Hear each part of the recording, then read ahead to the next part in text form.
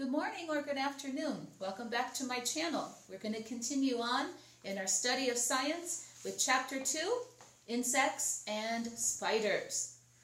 As we go along, we're going to talk about some of the bold words in this lesson. We're going to be starting on page 28 and read through page 29.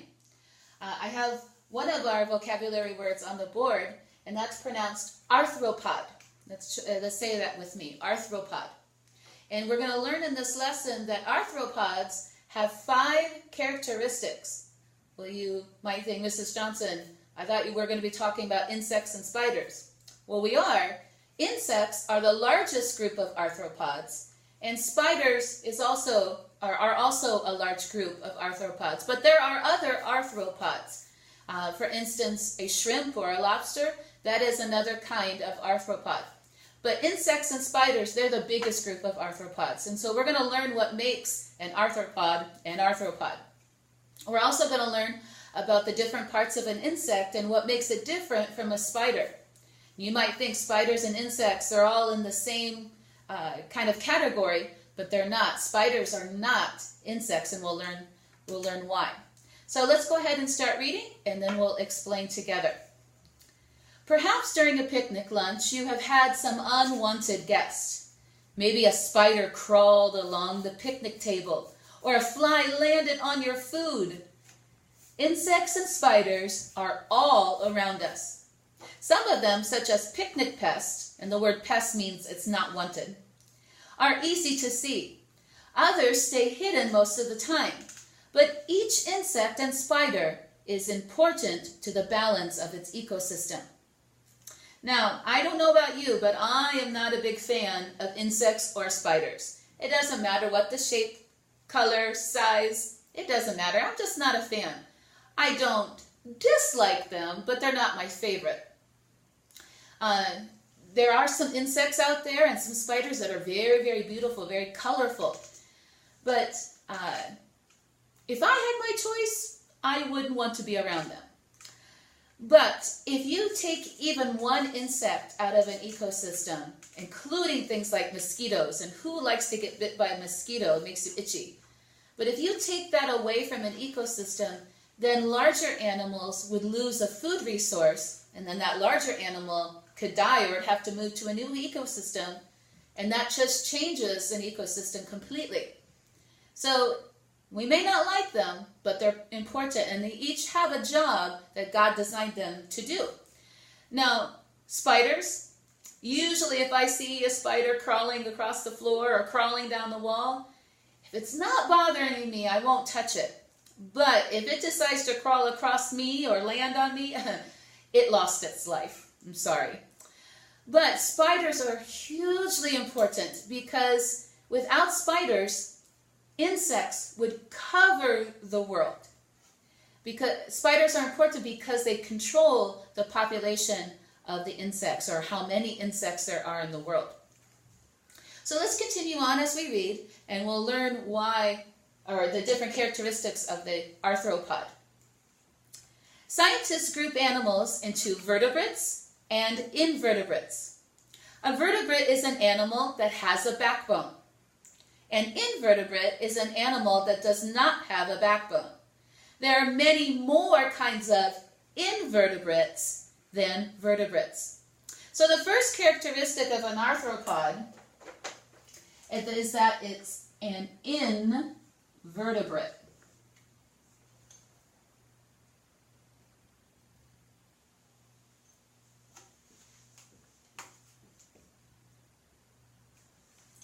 It's an invertebrate.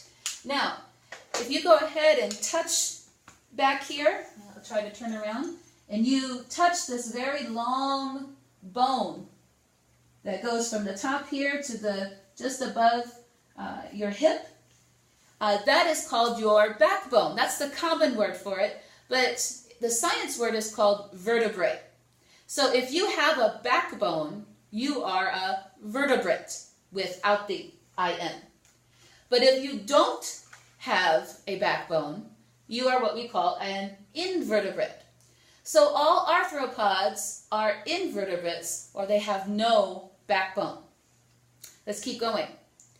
So arthropods are one group of invertebrates. The word arthropod means jointed foot. An arthropod has jointed legs. It also has separate body sections such as a head, thorax, and abdomen. We'll talk about that when we talk about insects. All right, so second characteristic of an arthropod, it has jointed legs. And you might want to know, well, what is a jointed leg? If you go to the root word, joint, this is where, for example, in your body is when two bones come together and meet together. For instance, at your elbow, you have your top bone here, and then you have your bottom bones in the bottom part of your arm. And here at your elbow, it bends. So where two bones meet together, that is called a joint. So yes, you kind of had jointed legs, but it's different for an arthropod. So their legs, when two parts of their legs come together, it's called a joint. But they walk just a little differently. When you walk, your knees and your hips bend and you take a step forward. But think of a crab when you think of jointed legs. Their legs are out like this, or a spider, and their legs walk out like this. Okay, so their legs are shaped like this, okay, kind of like an angle. So they have jointed legs, but they also, number 3, have separate body parts or body sections. Okay, separate body sections. Now, you might think, well, spiders have separate body sections. Insects have separate body sections. Why aren't they the same? They're both arthropods. Well, insects have 3 body sections. Spiders only have 2. But we'll talk more about spiders later on in this chapter. So, for instance, an insect would have a head, a thorax, which is in the middle, and an abdomen, which is the bottom part. And we'll talk more on the next page what are on those different parts of an insect. All right, so they have separate body sections. It can be 2 or 3. All right, let's keep going. An arthropod has an exoskeleton. The exoskeleton is the hard outer covering. It acts like a suit of armor. It protects the animal's body and gives it its shape. An arthropod grows, or as an arthropod grows, its exoskeleton does not grow. When its exoskeleton becomes too small, the animal must molt or shed the exoskeleton and grow a new one. The arthropods you see most often are insects and spiders, but animals such as shrimp and lobsters are also arthropods. All right, so we saw 2 more characteristics that makes an arthropod. Can you guess what it is? They have something that starts with an E. If you guess exoskeleton, that's correct. Okay, so an exoskeleton, now let me ask you a question. Do you have an exoskeleton? If you said no, you're correct.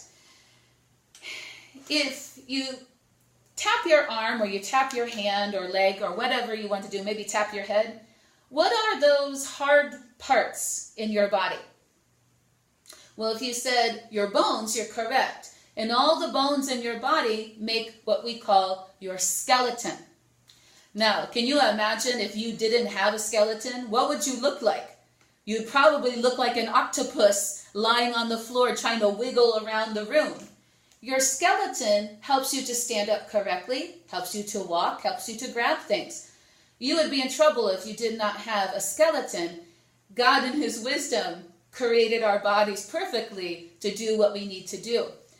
But for an insect or for an arthropod, its skeleton is on the outside of its body. So your skeleton is on the inside. An arthropod is on the outside. So if you want to remember the word exo, that means outside. Okay? So an outside skeleton. It kind of reminds me of a turtle. How does it protect itself? With its shell. And it's kind of like its armor, its protection against the enemy. So exoskeleton, outside skeleton, it helps to protect their muscles inside. It gives their body shape and helps them to support themselves. And because their exoskeleton is quite hard, it's actually just as hard as your fingernail, it makes it very difficult for animals to eat them. Now, I said there were 5 characteristics. We're missing one. Can you figure out on the page what's the 5th characteristic? It's connected to the exoskeleton. Well, if you said molt or molting, that is correct. An arthropod will molt its exoskeleton. Now, what is this molt, right? Now, I want you to think about in the winter time, what do you do to protect your body? I've asked this in another lesson. Well, you would wear a coat because it's too cold. But in the summertime, when it's too hot, what do? You don't wear that coat. You would take it off. You would unzip it and take it off. It's almost the same situation as molting. What happens as you grow, your muscles grow, your skeleton grows, your hair grows, all of your body grows. It doesn't stay small. You come out small, but you don't stay that way. You continue to grow and grow and grow and grow. And your bones do that as well. But for an arthropod, their exoskeleton, their skeleton, their bones does not grow. Okay? So their muscles on the inside grow. So if their muscles keep growing, they get too big. It's like their coat is too small for them. So if you have something that is too small for you, do you keep trying to wear it? Do you try to put some pants on that are too small? No, you would give that away to somebody else or give it to the poor or even throw it away if it's not useful anymore. Well, for an arthropod, they would molt or they would take off their exoskeleton and then their body grows a whole new one. And then as their body gets bigger and bigger, the exoskeleton gets too small again, they will take it off and they will grow a new one. An arthropod can molt many times throughout its lifetime, and finally when it's an adult, it will stop molting. So think of the word shed or take off their exoskeleton. So let's review. An arthropod is an invertebrate or no backbone. It has jointed legs. Think of a crab, how it walks. It has separate body sections. Some have 2, some have 3. Head, thorax, abdomen. They have an exoskeleton, which is the hard outside shell that protects their body. And then that exoskeleton will molt.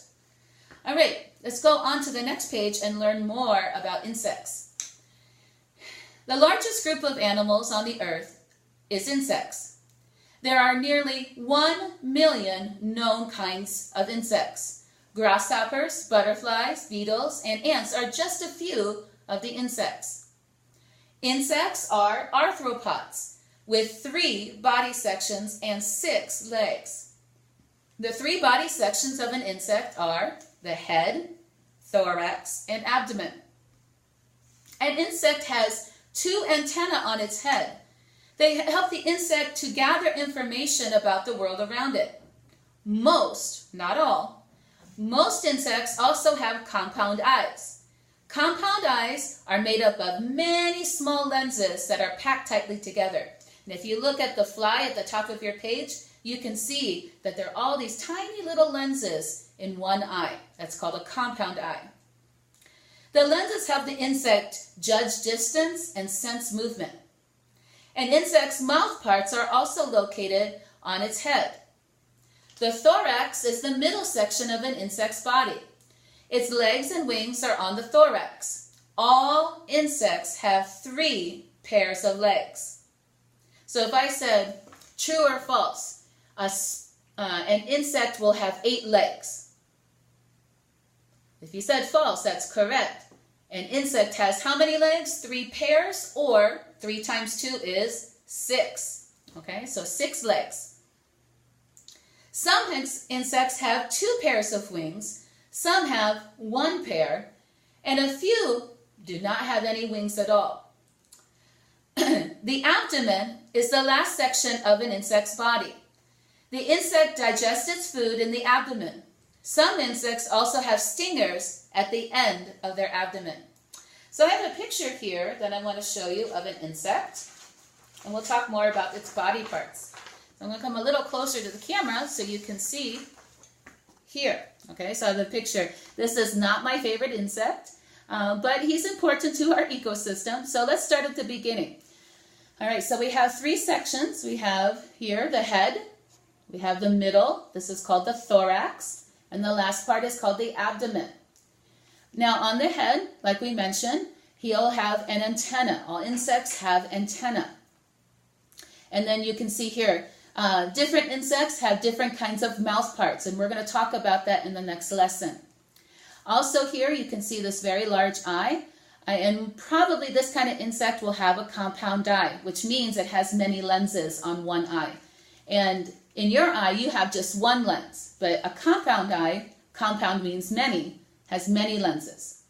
So the second part, this is called the thorax. The thorax has many parts on this part. For instance, it has the wings. Now some insects, like this one, has one pair of wings. But there are some insects, like the queen ant, that will have two pairs of wings. Also, the dragonfly will have two pairs of wings. But then there are some who do not have any wings at all. Also located on the thorax are their legs. They're jointed legs, and you can see how they're shaped. Our knees don't bend in this direction, or they don't bend or move in this direction. And you can count on this side, 1, 2, 3. So on the opposite side, it would have the same, and it's connected to their thorax. The last part is called their abdomen. Now the abdomen, you can think about it, it's their stomach. So when they eat something, just like your stomach, they will digest their food in this part. Now some insects, not all of them, will have a stinger that is also located on their abdomen. So this one would have a stinger, so you better watch out, not let him bite you, because it will hurt. Okay, very good. This is the end of this lesson. So before we go, however, I want you to look on page 30 and 31 in your book. This can also be looked in your activity manual 23 and 24 to help you do this project. This is not something you have to do, but if you want to learn more about these insects, I would encourage you to look on page 30 and 31 and how you can do an insect collection and learn more about these different species. So you can, it gives you step-by-step instructions how you can collect them, and you have to be very careful with them because they can break very easily. But you can label them, label the name, what do they eat, where do they live, tell different information about these insects, and then look closely at each insect to see these different body parts that we talked about. Now, remember, there's over 1 million type of insects in this world, but they all have these kind of body parts. They might be shaped differently or colored differently, but they all have these parts. So I encourage you to do this project on page 30 and 31, and you can use your activity manual on pages 23 and 24 to help guide you through that. Thanks for watching.